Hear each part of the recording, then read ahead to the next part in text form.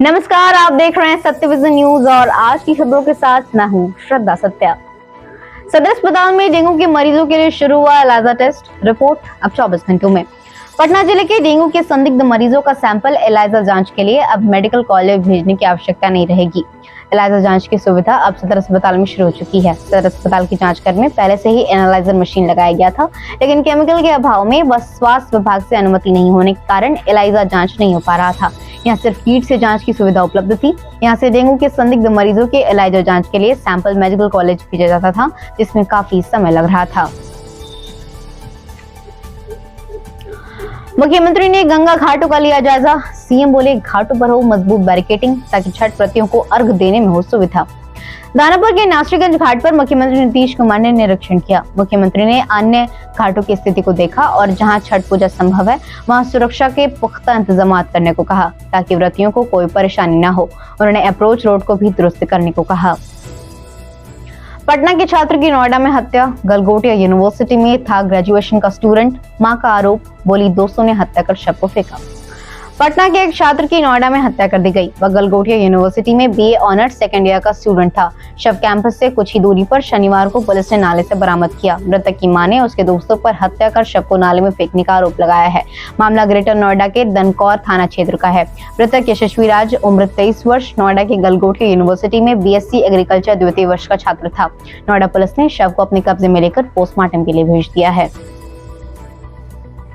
Transport company का मालिक बन आदित्य विजन के अधिकारी से ठगे 54,000 रुपए।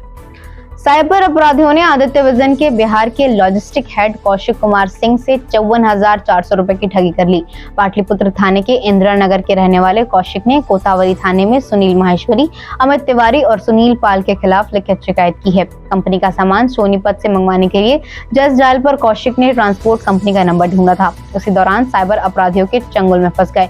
कौशिक ने पुलिस को बताया कि उनकी कंपनी ने दिवाली पर ग्राहकों को गिफ्ट देने के लिए गिफ्ट का सामान सोनीपत की एक कंपनी में बुक किया था। कृषि विभाग की 100 स्प्रे मशीनों से एंटी लार्वा का होगा छिड़काव। डेंगू का प्रकोप थमने का नाम नहीं ले रहा है। एनएमसीएच में नालंदा के 5 साल के बच्चे की मौत हो गई। वह शुक्रवार से भर्ती था। अभिषेक नामक बच्चा जॉन्डिस से भी पीड़ित था। उधर शनिवार को 472 मरीज मिले हैं। इनमें 238 पटना के हैं। जिले में अब तक 2,934 लोग डेंगू से पीड़ित हो चुके हैं। इसके अलावा बांकीपुर में 49, कंकड़बाग में 19, पाटलिपुत्र में 44 मरीज मिले हैं। सिविल सर्जन डॉक्टर के राय के मुताबिक जयप्रभा ब्लड सेंटर में 24 घंटे में ब्लड उपलब्ध कराने की व्यवस्था की गई है।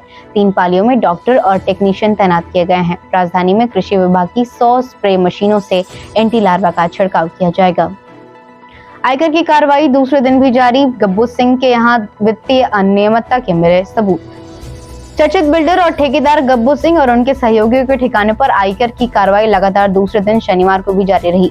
करीब 36 घंटे तक की छापेमारी में आयकर को वित्तीय अनियमितता से जुड़े अहम सुराग मिलने की बात कही जा रही है।